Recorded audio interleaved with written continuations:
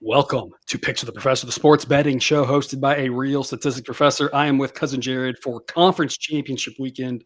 9 games here that will be played on Friday and Saturday here, early December 2024. And Cousin Jared, look at that, another week of green.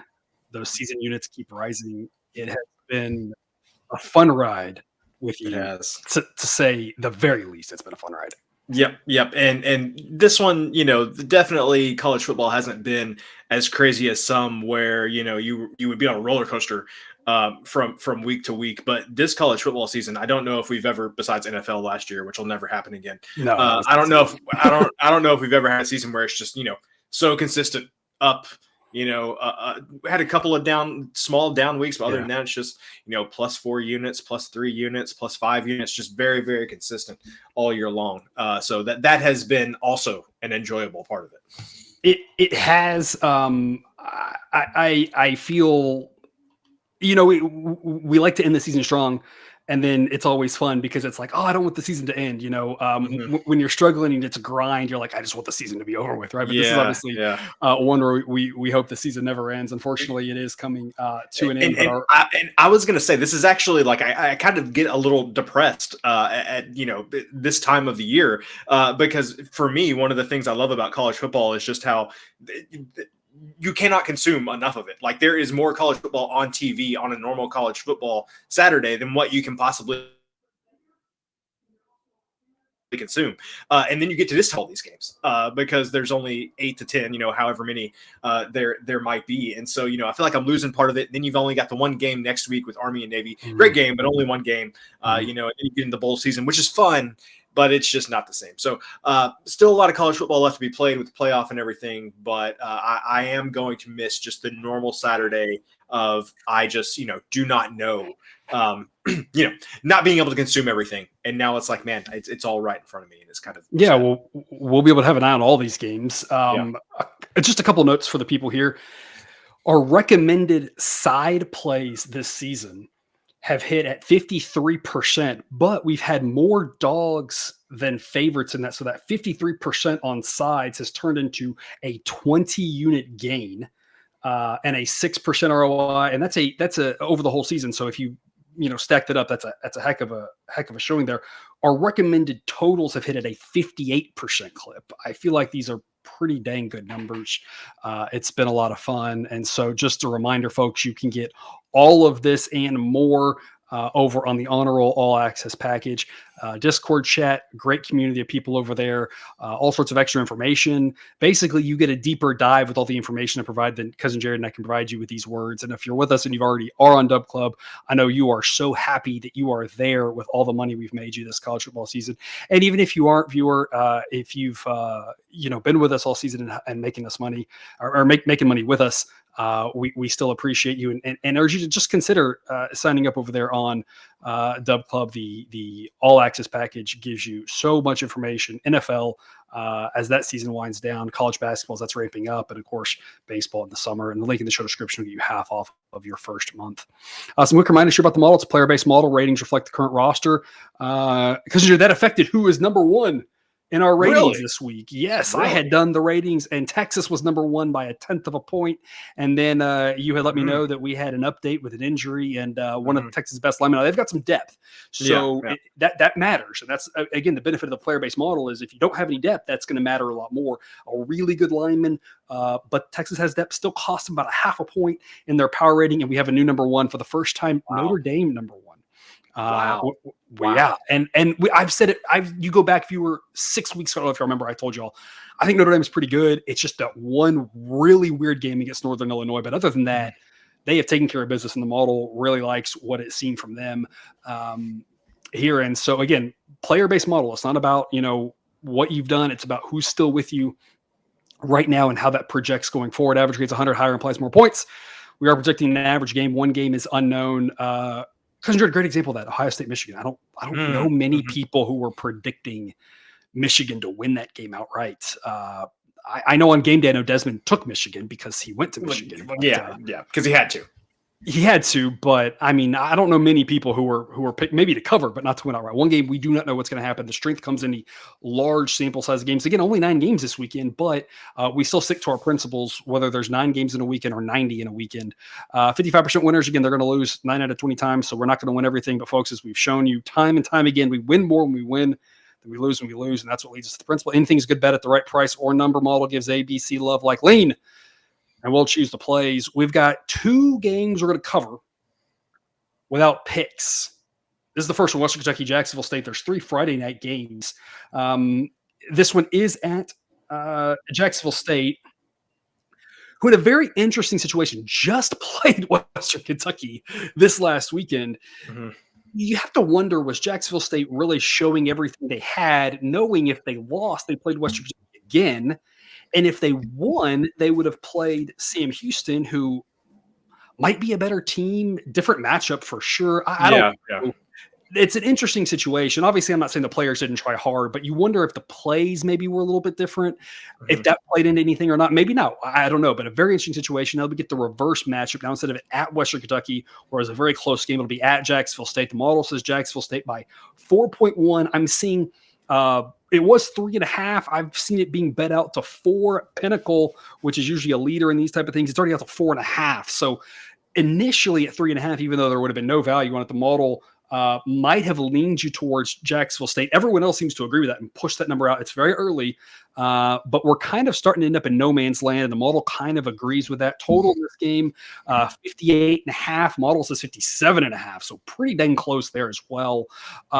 Jared, Jacksonville State slightly better, but at home, what's your take? No official pick, no model help really. So if someone was looking to bet this game, what numbers are you looking for? How are you looking to approach it? Where's your head at? I would probably be, I don't know what the Jacksonville State money line is right now, but that's probably where I would be looking, because I know we've talked about this in past seasons when it comes to conference championship games, but beating the same team twice in the same season is really difficult. And to your point, Jacksonville State maybe pulled some punches in that one, didn't have to show everything that they have. I think the other challenge in these types of games is that not that you necessarily do this, but it's hard not to have the mindset of, if you're Western Kentucky, hey, all I got to do is do what we did last time, and we will win the game. And Jacksonville State, they're gonna add all the wrinkles that, hey, this didn't work last time, so this is how we're gonna approach it now, or this is what we held back either way. Yeah, and so I think Jacksonville State's going to come out with enough wrinkles to take advantage of, Western Kentucky maybe not changing things up a ton over the next 7 days. So I like Jacksonville State here. I just, it's hard to beat the same team twice, especially when you're playing them back to back like this. Model says the money line should be about minus 151. That would be the fair price for it. Unfortunately, the best price right now is he's minus 180. Maybe that comes down a little bit. Maybe it goes up. You never really know where the number's going to go. But that's it. It's a tough one in my opinion. There are other better values, I think, on Friday night. But the one thing I wanted to iterate, and we'll talk a lot about some rematches and some specifics as we get to them. This one, again, unique because they just played last week. Unique because Jacksonville State, we don't know if they showed everything, and we don't even know if what they said, how true that was. But on top of that, like you said, it's hard to beat a team multiple times in the same season for the exact reason you made the comment of. The team who got beat typically has a whole list of things where they say, okay, here's what didn't work, and here's what we're going to try differently. Whereas the team that won did have a lot of things go right, but it's hard to say, what do you do? Do you change up and try something different?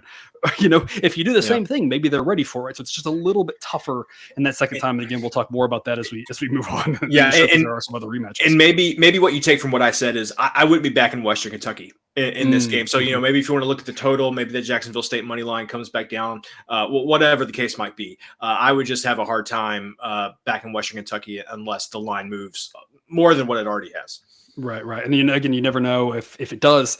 We'll obviously be over on Discord chatting about that throughout the week and updating our people on Dub Club. If it moves enough where we decide there's a good official play on it, but right now we're going to pass on that one and take us to 8 p.m.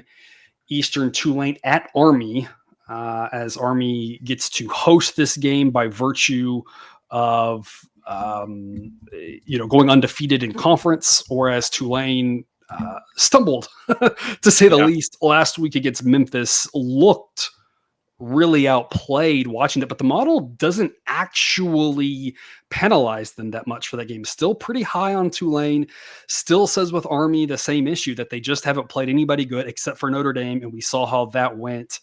We've got Tulane winning this by an average of 10.8 points. We're going to lay the 4 with Tulane as an A-grade pick. Cousin Jared, a classic situation where people might be looking at this thinking about 3 and 4 being key numbers. Not to say they aren't, but maybe this should be out at 6 or 7, or maybe it should be out at 10 or 11 as this Tulane team, while not as good as Notre Dame, still going to be way better than any team Army has actually beaten this year. We like the road team here. What do you have for us here? Just to put a little bit more behind what you're saying as far as who Army has played this year, the 2 options for the best team that Army has beaten is either East Carolina prior to the coaching and quarterback change, or you could go with UT San Antonio last week. I would point out that UTSA finished 6-6 this season, 6-0 at home, 0-6 on the road. And that game was played at West Point last week. So it's just really hard to take much from what Army has done this season, and that pains me to say that. I mean, I think they're a pretty solid team, but pains me to say that. The other thing is we saw what Tulane did to Navy, maybe 2 or 3 weeks ago. That game was 35-0. As far as expected win percentage, or maybe it was like win probability added per play, I don't know what it was. It was one of the largest discrepancies of the season, where Tulane just absolutely mashed Navy.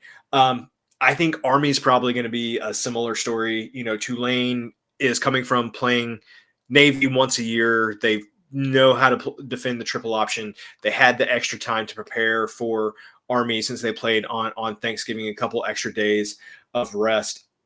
I don't know what happened in that Memphis game, aside from the fact that we said before the game started, just between ourselves, that something was weird was going to happen in that game because it's Memphis. And we haven't talked about Memphis much this season for reasons that you can go back into the archives and find out about. But don't you'd waste your time trying to find the yeah. If you were here, if you know, you know. If not, that's yeah. So anyway, one way that a way that somebody described it earlier this season, and it was when Army played Notre Dame, and it's just like Army, if they can get a team that they are just a little less athletic than, the triple option is the equalizer. All they need is a half a step and they can break off those runs. But when they're playing the teams like Notre Dame, and I think Tulane, while not in the category of Notre Dame, is well above the other teams that Army has played this year, they don't get that half a step. They only get a quarter of a step. And that is the difference between some of those triple option plays going for 6, 7, 10 yards versus going for 2. And then, when you're Army, you kind of start getting behind the chains. So I just think that Tulane's, I think, too fast on defense. And we've seen this game a couple of weeks ago, and it went really bad for Navy. And I think that Army is going to be – they're going to have an uphill climb in this one. And the other thing, and it's not to say that Army, passes the ball overly proficiently, right? I'm not – don't misconstrue what I'm about to say. Yeah. But Army added an element earlier this year. We talked about on the show before that Bryson Daly with a pretty good arm down the field, and he would make 1 or 2 deep passes a game that really kept the defense honest. And against weaker competition, a wide receiver with any speed was getting good separation. And so Daly could just drop it right in. They didn't get that separation against Notre Dame. And I don't think they're going to get it against Tulane either. Yeah. To the point that when you go back to that Notre Dame game, Army, even though they were down and needed to pass, and at least try to do something to keep Notre Dame on their toes, considering they scored all of 7 points through the first 59.5 minutes of that game, had a grand total of 26 yards passing. And that's not NFL passing where you've taken the sack yardage out. Yeah. And I think that's going to be the thing is that, when you're against, it's like you just said that half step, but it applies not even to the triple option. It applies that passing game too, that extra little, they might run the triple option. The defensive back hesitates a second. He can't catch up to the wide receiver. He's open for that pass. You got those freak athletes on Notre Dame, and that didn't go anywhere. And again, Tulane not at that level, but just so much better than what they've played. And so that's potentially a big difference maker here. So we're going to go with Tulane -4 and A grade, folks. If this goes up, no big deal. We still think we should lay it at 6. Obviously, we lay it at 7. Obviously, you want the best number possible, always shop around. But in this one, we're banking on Tulane is still pretty good. The other thing I want to add, that game against Memphis last week, Tulane was right behind Memphis in total yards. It was kind of a wonky game, but it wasn't like they got overly outplayed in that game from a yardage standpoint. So there's at least that to take solace in. One last question for you, Cousin Jared. How do you feel, because there's multiple teams that this could apply to based off of various situations, coming off of a loss? How do you, because I mean, Jacksonville State, right, coming off of a loss, coming into the conference championship game, I think sometimes there might be a little bit of extra value there. People are like, oh, look what just happened. Yeah. I'm not sure I buy that too much. What's your take on that? So I would use Notre Dame as the example. And I think Marcus Freeman said after the USC win that the best thing that happened to his team all season was losing that game in Northern Illinois, because it was, a big wake-up call. Obviously, that one doesn't get much a bigger of a wake-up call than that one was. But similar type thing. Like some of these teams, like they are in the position that they're in because they're good teams. It's not like, I mean, I could probably go through the list and find one or two teams like Clemson. Okay, Clemson backed into the ACC championship game. But you would be hard-pressed on most of these teams to say that they backed into it. They earned, getting there. And so I think Tulane's in that same boat, not worried about the loss to Memphis. If anything, like you said, maybe giving us a little bit of extra value here. Yeah, obviously we'll talk about Clemson later, but definitely a team where you're like, was not on my radar to make the conference championship game. And then all of a sudden, a couple weeks later, here we are. One last Friday game, UNLV Boise State, a rematch from earlier in the season, game that was at UNLV. I watched that game. I stayed up late for it. Cousin Jared, you and I were both excited about that game. It was a very well played game, very close. It felt like anything could have happened, and that Boise State got the victory. And for a while, that looked like that might keep UNLV out of the conference championship game. Colorado State with a paper thin, toilet paper soft, schedule. Did finally end up losing a game, letting UNLV get a chance at the rematch here. I don't know. I think this is going to be another good game. Boise's a better team. They're at home, and thus they're favored by a little bit. Right now, I'm seeing 4s across the board. Model says 5.4, so the model would lean Boise, but it's in a no man's land that doesn't really provide you a lot of value. When you look at the money line, the best money line price I'm seeing right now, -166. Model says it should be -169. Total in this game, 58.5. Model says 59.7, so we're kind of right there. This is the second game we don't have a pick on officially. Every other game going forward, we will. So same question, Cousin Jared. If you're watching this, are you looking for a certain number for any of these teams or the total? What sort of advice do you have for a better approaching this? Yeah, so if it got down to like -165 for Boise State on the money line, that would be a solid B grade. I think that would be a point where I would look to invest in Boise. I personally am going to stay away from the total in this one. I think that both of these teams could play maybe a little bit better defense than what because both of these teams got into games where the outcome was well decided and they weren't exactly, putting the screws down on defense. Don't get me wrong, very talented teams on offense, but I'm not necessarily looking to play the over when both teams are going to be throwing everything they can at the other opposing offenses. I talked about, the threshold that I would like Boise State there. And I know I'm kind of backtracking on what I said with Western Kentucky and Jacksonville State, but in my mind, UNLV did just about everything that they could have done in that first game. I was right. They did kind of throw everything at them because that was kind of their Super Bowl at that point. Yeah, they knew if they won that game, they made the conference championship, would host it like they did last year. It felt like they were trying to do everything they could in that game. They did, and they held Genty to less than 4 yards per carry. They held Boise to only 3 of 15 on third down. They had Boise had less than 400 yards of total offense. They only completed less than 60% of their passes. It's just I don't know if UNLV can do any more than what they did in that game. They still lost. And now they're playing at Boise. It's just going to be, in my opinion, really tough for them to slow down Boise State to that level again. So I know I'm going back on what I just said, but I felt like Boise's already. I think it's different circumstances. Shot. Yeah, it is.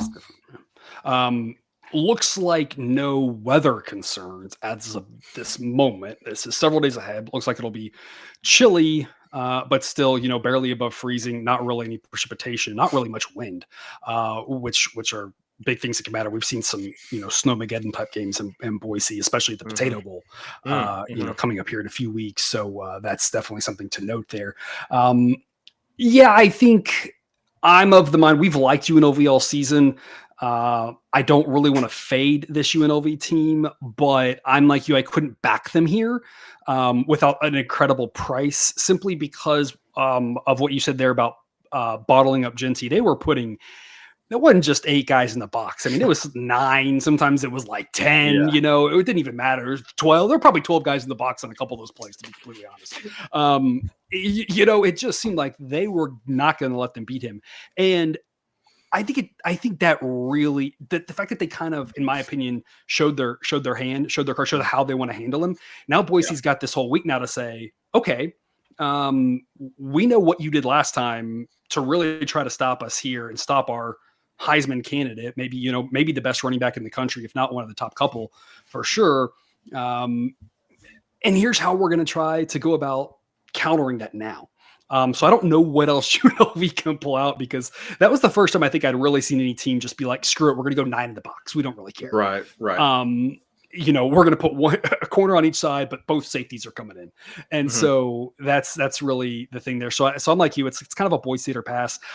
So I guess to summarize Friday night for you, viewer, here's my thought. If you are of the opinion that sometimes it's good to pass on a game and that not betting a game is better than losing, I say stay off of this game, stay off of Jacksonville State, at least at the current numbers. I don't really think it's worth it.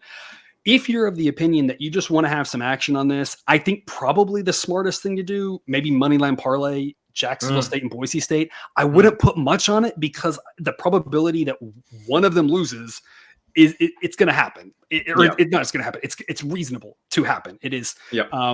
It's not like it's 70% that both teams are going to win.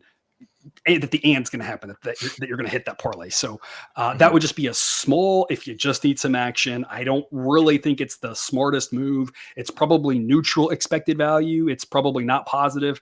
But if you're looking for some action, because I know some people here coming to the show that they want some action, that'd be kind of the way I would probably play it. But it would, again, just be a little sprinkle just for funsies.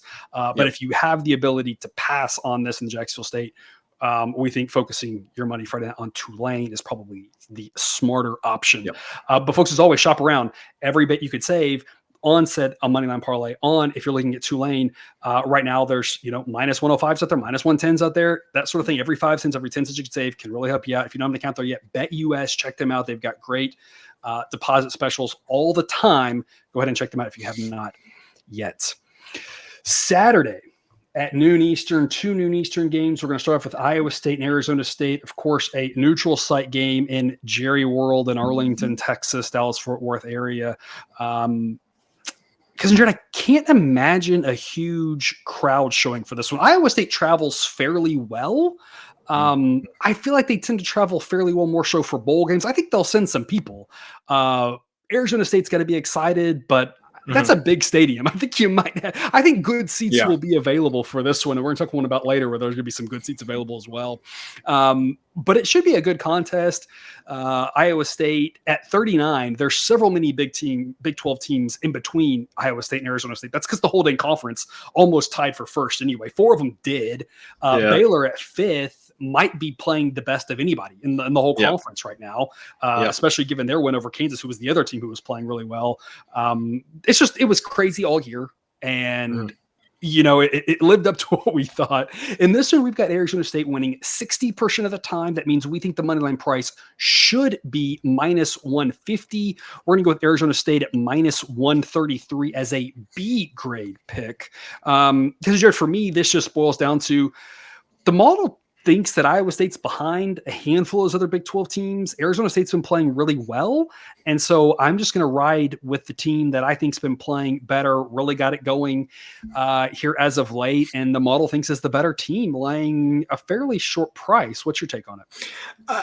I just looking at how Sideline is looking at this, I can't say I'm surprised that it has Arizona State as the better offense than Iowa State, even though we've talked multiple times about how Iowa State's offense is underrated. I am a little surprised that Arizona State has the better defense than Iowa State does.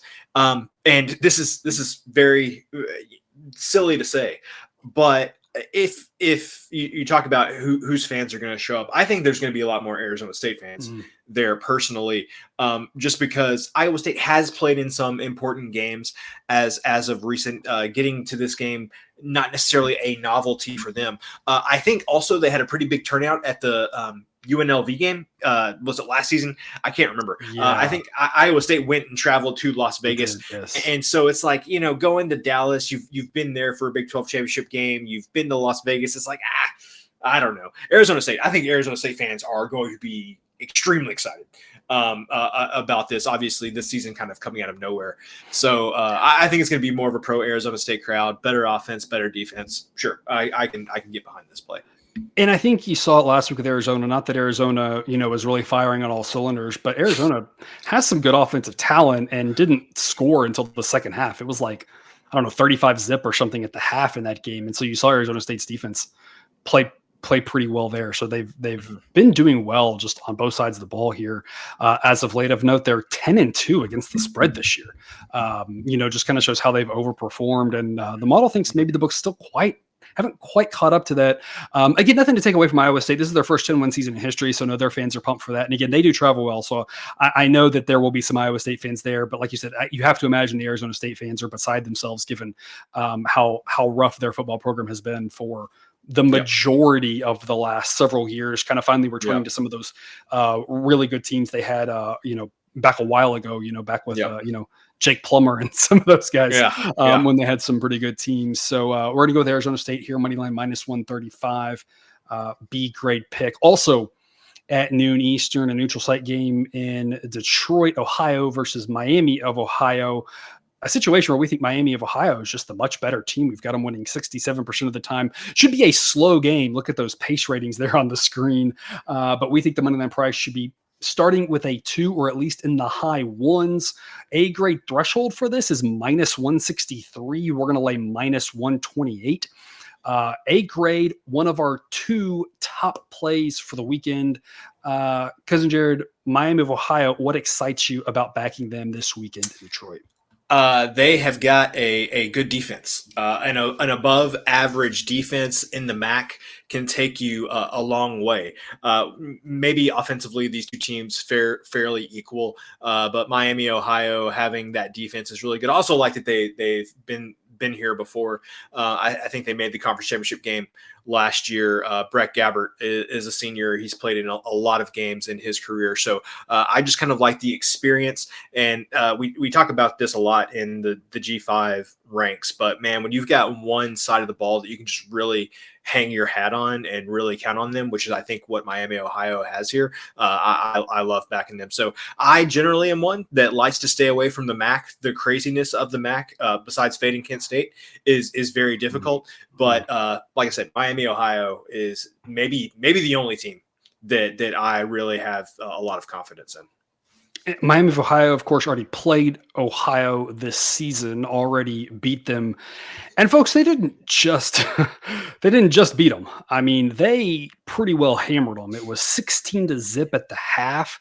Ohio came out and scored in the middle of the third quarter, and then Miami of Ohio put up 2 more touchdowns. It was 30-6 for the majority of the fourth quarter, where then Ohio got 2 garbage time touchdowns to make the score more reputable. But they really dominated that game at the beginning, and then got to take their foot off the pedal. I don't want to try to spin narratives. And again, we talked about the rematch, how it's hard to beat a team multiple times. I wonder in this case, maybe there's a little bit of something to how bad they beat them. That's not like it was a close thing. UNLV, Boise, we talked about was close. West Kentucky, Jacksonville State was close. And it's like, hey, if you're showing your cards in a close game, maybe hard to replicate that. But Miami of Ohio with that defense, just like you said, throttled them completely. And if Ohio only has 6 points midway through the fourth quarter again, or even if they only have, 13 points, this is looking really good. For Miami of Ohio and that defense being the strength. And so we're going to back the defense. Defense wins conference championships. That's the old saying, right? Yep. That's what they say, allegedly. 4 p.m. Eastern, obviously yet another rematch here. Georgia and Texas, according to Sideline, Texas number 2, Georgia at number 3. Georgia's a fascinating. Yeah. Right.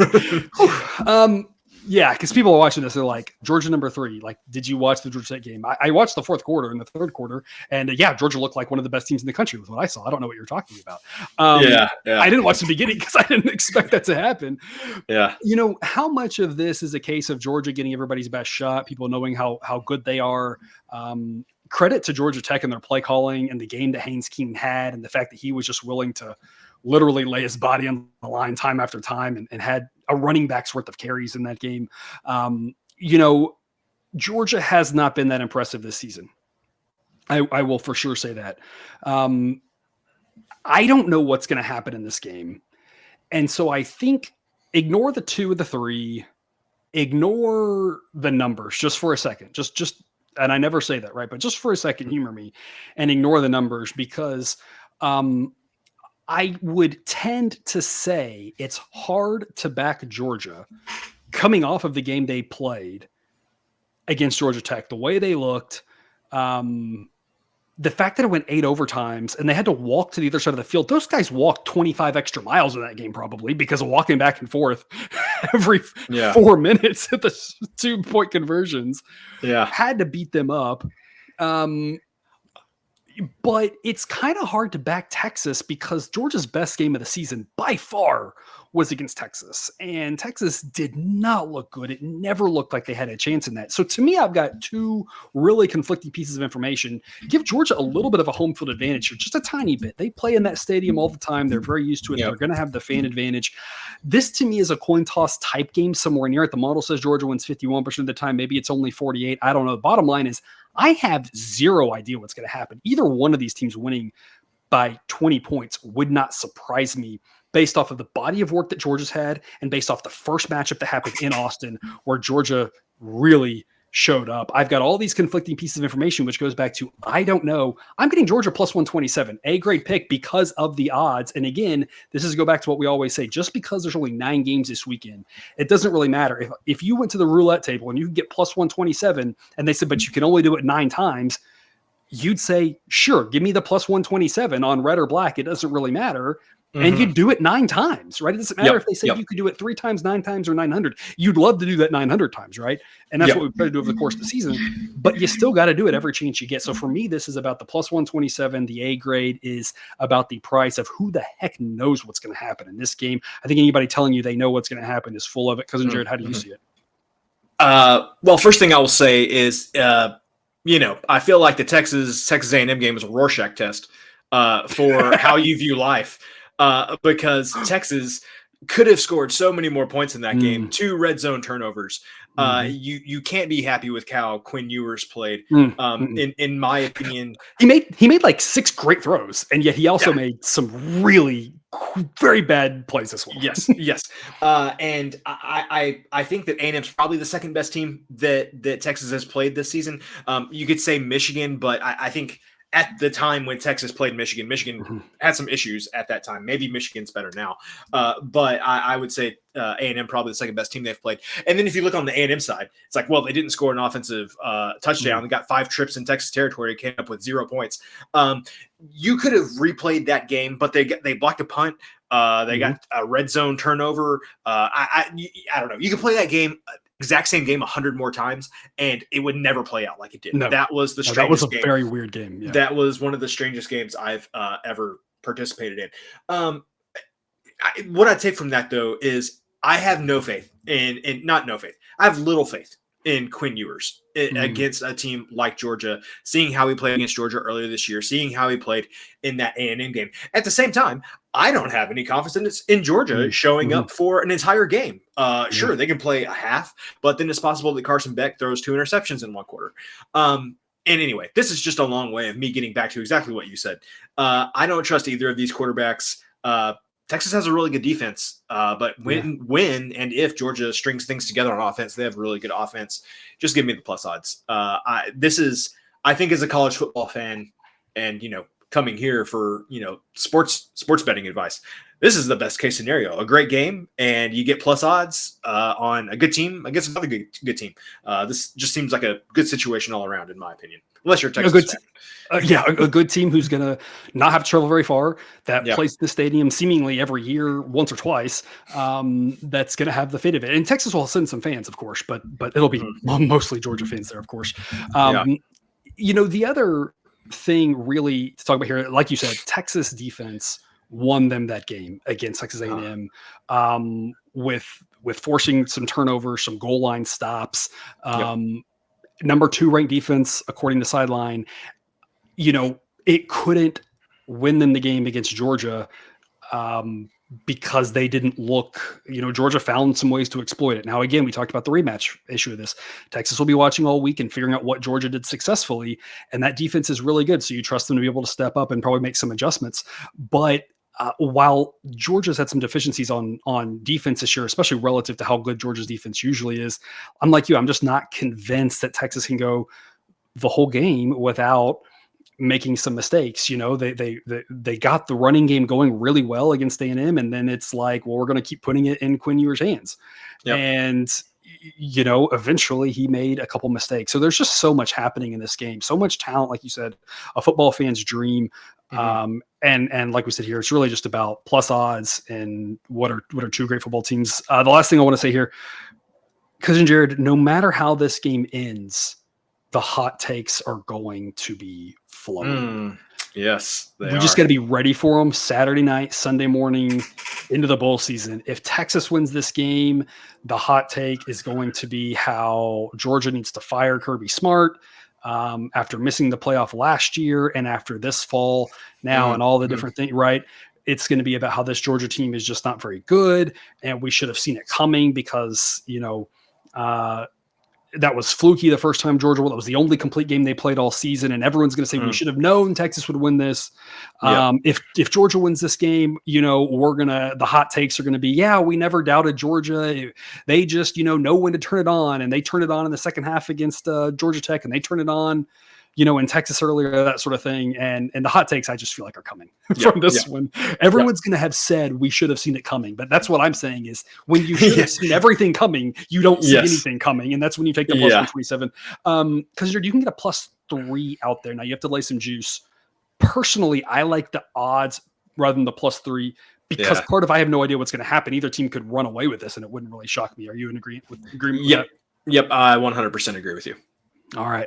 That's the only mid-afternoon game. We have 3 night games. Marshall and Louisiana is going to be for the Sun Belt. A home game for Louisiana without their starting quarterback. Didn't matter last week. They still got the job done and covered for us, thankfully, against Louisiana Monroe. We've got them winning this game by about what the books do, somewhere in the no man's land. The books are more around 4, we're more around 6, but there's not really much happening in those numbers. So instead of that, we are going to go to the total and go under 57.5. A grade play, folks, we would love to get this at 58, 59 are your key numbers in the upper 50s. But when the model says 53, what that tells me is that the key numbers we should be worried about is 51, 52, 55, and we get winners on all 3 of those at under 57.5. Cousin Jared, how do you see it? So Marshall only went above this number 2 of their conference games, got over 57.5. The last week against James Madison, I should clarify that game, excluding games that didn't go to double overtime. All went under 57.5. I think that game had 20 points in overtime. So. Yeah, but before that, under what this number would have been, that is just the type of game that Marshall wants to play. They want to play solid defense, have a higher than average defense, as we talked about with Miami, Ohio, something that can carry you quite a long ways in the group of 5. As far as Louisiana goes, being without their quarterback, Ben Wooldridge, I have to say that does hurt them a little bit offensively, but I think. Maybe not necessarily from an efficiency perspective, but from the perspective of, hey, we've got our backup quarterback in there. We want to make sure we've got the right call. We want to, conference championship game. Want to make sure we've always got the best play called. We want to take our extra time to make sure that we're ready to go. And so Louisiana, I think, might want to slow things down maybe just a little bit more than maybe what they already want to do. This is just one of those things where it's like, man, Louisiana seems to be comfortable playing in any type of game. There were like App State, for example, in the Sun Belt this year, couldn't play any lick of defense, likes to go fast. Louisiana was perfectly fine with that. And then they would find themselves in a slugfest with South Alabama or Texas State or some teams like that. So I just think that Marshall's going to want to slow it down. I think Louisiana is going to be perfectly fine doing that. These two teams played 2 years ago. The game went under, so I don't think that means anything. I just thought I would share that. They haven't played in a couple of years. I guess is the bottom line there. So again, we're going to go under 57.5. Cousin Jared, obviously, again, it gets 58. Great. If it gets to 58, are you going to get greedy and wait for 58.5 or 59, or are you jumping at 58? Nope. 58. Are you 58? Are you jumping now? And if it gets 58, you're just adding, say, half a unit? Yes, because I have a feeling this, and I mean, we are not always right when this happens, but I see this one going 60% closer. Of the time it works every time. Yeah, I am of the opinion this closes closer to 55 than 58 when people look at the types of games that Marshall has played. I think this goes closer to 55. So I'm getting the 57.5 right now. If it gets to 58, even better, like you said, maybe add half a unit there, but I want to go ahead and lock in 57.5. If it goes down, you're playing it at 57, 56.5, 56, 55.5. Are you playing under 55? Yeah, I'm going to play it under 55 is too, but that's the cutoff point. That's your limit. If it gets below 55, I'm out. You never know. There's been some line movements throughout the course of the season where it's moved multiple points and then it goes through a key number. And I'm like, whoa, like I did not expect. And it's right half the time and wrong half the time. Those moves don't. Historically, we've looked at the data. It's not like the moves maybe from the very, very open are fairly predictive, but the moves once you get to the end of it are not any better than what you saw on Wednesday. So you just never really know with that. So if it does get down there, just be cautious. If it does drop, if it goes up, great. Again, a great pick for us under in one of 3 night games Saturday. Our second top play comes in the ACC championship game. Of course, this one will be played in Charlotte, North Carolina. So relatively close to Clemson, a team who is well aware of playing in that stadium. Also kind of like Georgia, seems to play in that stadium like once a year, whether it's a neutral site game at the start of the season or in the conference championship game where they play that there every year.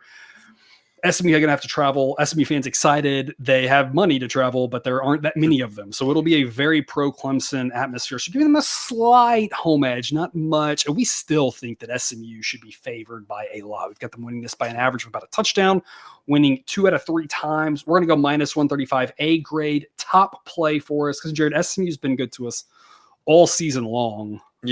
Outside of the first couple games. But after that, we were, like I said, like I talked about with Georgia, where I know Georgia's number 3 and you viewer may be like, that's crazy, but it's like SMU was like that. Even after they looked terrible early on, the model had them at 15. It was like, I still believe. And sure enough, they've been really good to us. So, you just got to sometimes stay the course. We stayed the course with SMU. We're staying the course now. Money line minus 135.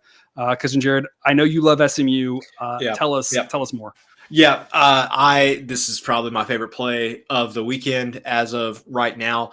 To your point, sideline's been high on SMU all season.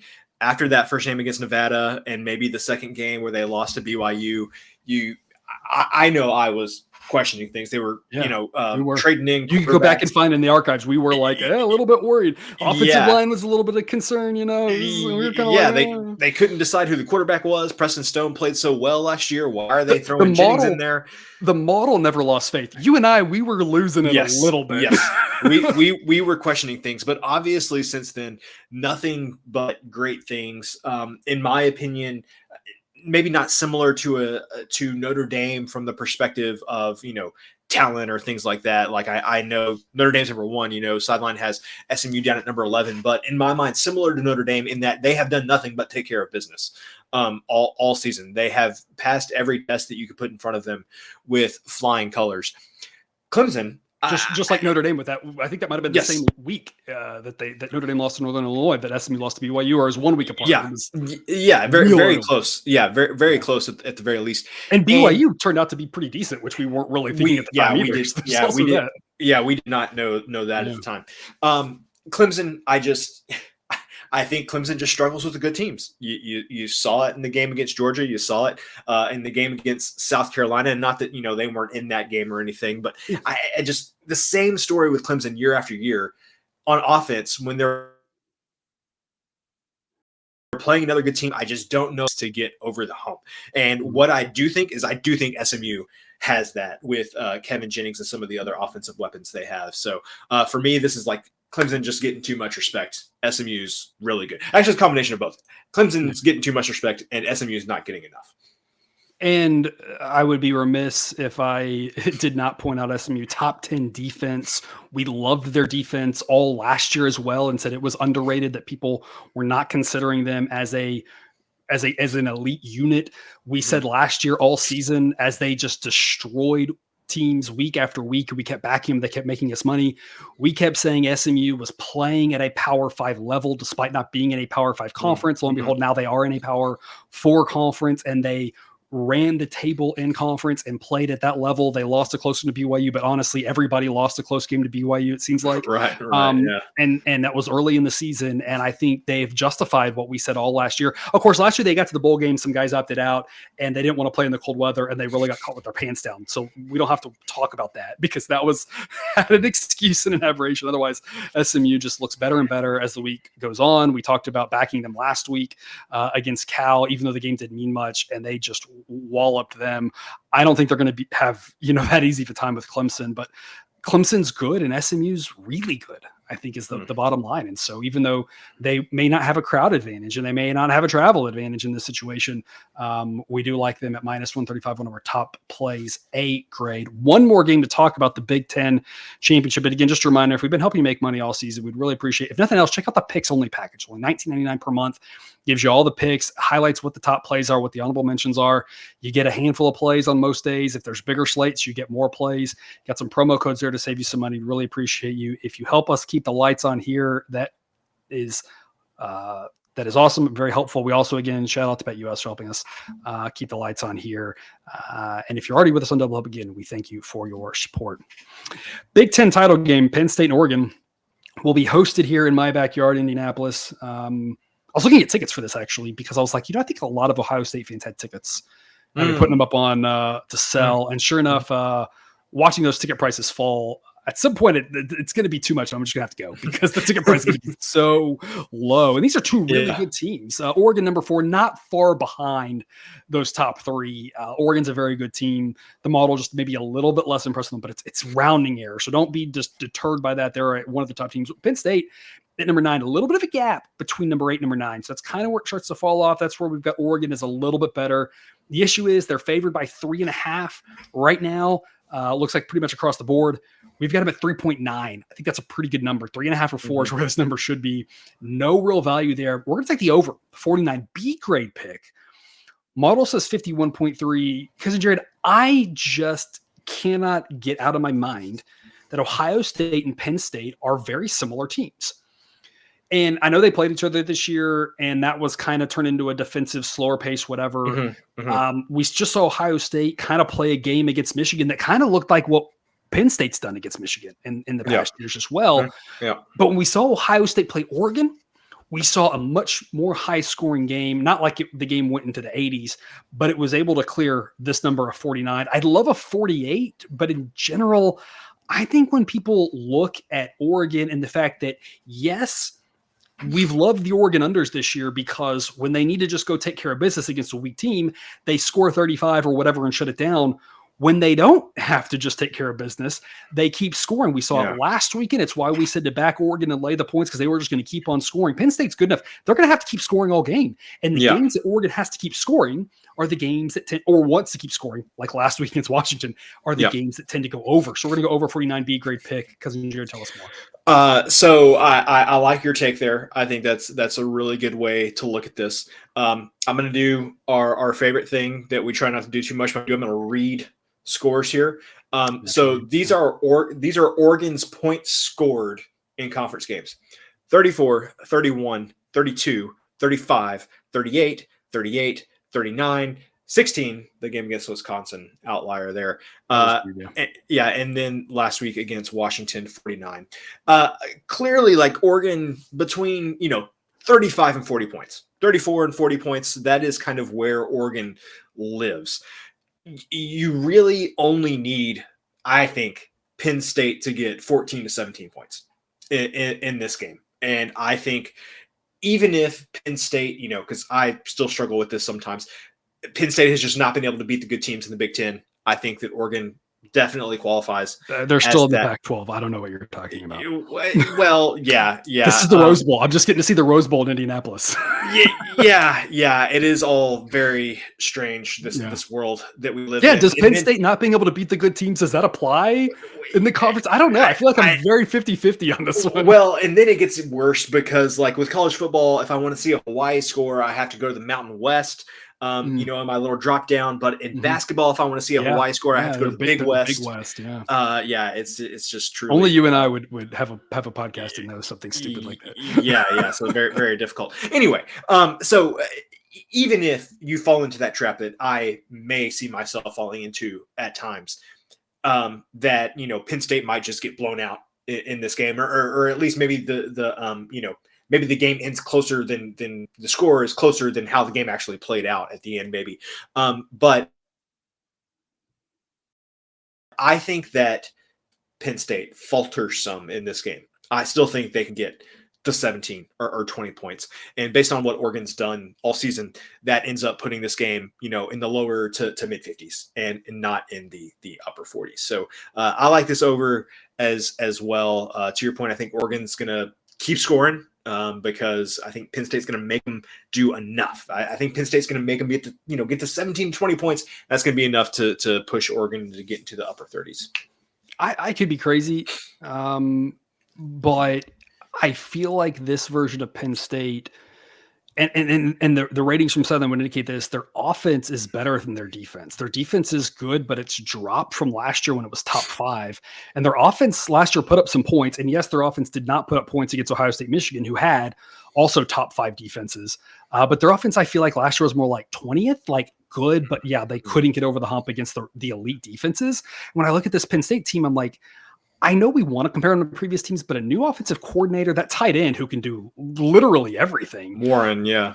Yeah, I'm like, this Penn State defense isn't the Penn State defenses of the last few years. This offense isn't. And I'm not saying that they're going to put up 50 points, but I feel like the defense is just a little bit weaker and the offense is just a little bit better.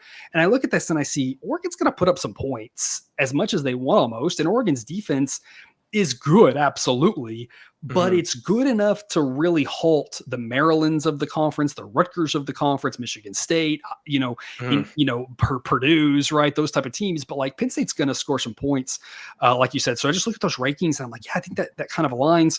Cousin Jared, we talked last week about Ohio State and Michigan, and we said to go over in that game, and that game didn't really sniff it over. But the first half went fine. The first half went fine, even though there were missed field goals in the first half. Ohio State missed 2 field goals. We had some failed fourth downs. We had some red zone turnovers. I mean, so I feel like if you're watching this and you're like, yeah, well, you had a Big Ten game last week and you said to go over, but like that game seemed like everything went. The only one thing that went right for the over was Michigan intercepting the ball deep in Ohio State territory that set up a quick touchdown. That's the only thing that went well.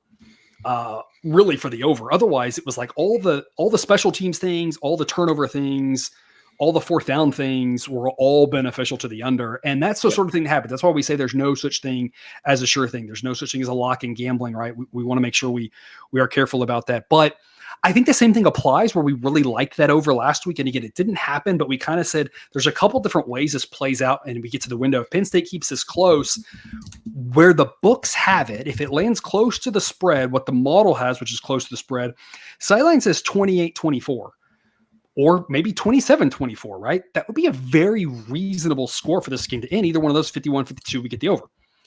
even if Penn State doesn't get that many points, as you mentioned, Oregon's pretty good to get into the 30s. So it could easily be Oregon wins 34-17. Boom, there's 51 points, right? So there's just a lot of ways when you look at this and the teams involved in how they've done this season that this game can get us into the 50s. So we can think this should be in the 51, 52 range. And so we're going to go over 49, B grade pick. Because Jared, it's the same as the previous game. If it gets to 48, you might add a half unit. But in reality, you're playing at 49 and a half, 50, 50 and a half. Yeah.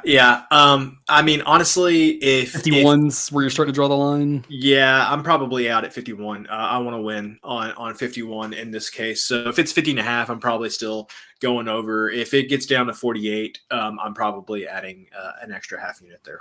Yeah, 47, 48 would be your key numbers there. I don't think it gets to 47. I would be really surprised if, especially again, once people look at Oregon and how many points they've scored in every game this season, if people are really betting it down that much. And when they look at all those Oregon under games, all those games with Oregon where we played the under, the games weren't close. They just ran out of clock. That Purdue game, like they the week after Ohio first half flew over. Flew over, and then we talked about it one week we had on here, and it was like we were like, there's a chance that Oregon gets up and then just stops playing, and that's exactly what happened. The Purdue game did that. The Illinois game did that. So I think once people really look at like Penn State's probably going to make them play 3.5, 4 quarters, and if that's the case, the under is going to be really hard to get, in my opinion. Oregon went over and under about the same amount of times this season, and the model kind of zigged and zagged and had them over a handful of times. We've done really well with Oregon totals. We've done well with it. We've gone to Oregon over. We've done well. We've gone to Oregon under. So again, doesn't mean it will happen this time, but mainly because sports are weird and weird things can happen. And I would call that Ohio State Michigan game pretty weird with just all and the Texas A&M game would be kind of the same thing. Just like you said, the amount of turnovers and where the things happen, everything was just the goal line stops. Like that's sometimes going to happen, but if things go reasonable and it balances out, there's just way more ways this goes into the 50s than stays in the 40s. So to go over 49, B grade pick. Cousin Jared, that is a wrap on conference championship weekend. You talked a little about the A&M game. Do you have any other things you want to get off your chest here before we hit the hour mark? What's up with all of the fights? I mean, it was just ridiculous. Even BYU and Houston were fighting, and I was like, "This isn't a rivalry. What is happening?" What's going on there? So end of a long season. Yeah, that kind of got to me. The other thing, already trying to keep up with the coaching carousel. Gus Malzahn leaving UCF to be the OC at where was it? Florida State. Casey Keeler from Sam Houston being the coach at Temple. It's just there's already trying to keep track of where people are at. It's a lot. Thankfully, like we said, smaller slate this weekend. So maybe I can like halfway try to keep up with what coaches are going. And you're already seeing some openings. Of course, UCF, one of the premier openings being a Big 12 school in Florida. Purdue being an opening, not maybe the most prestigious job, but a Big 10 job is a Big 10 job. So people are going to be after that one as well. North Carolina.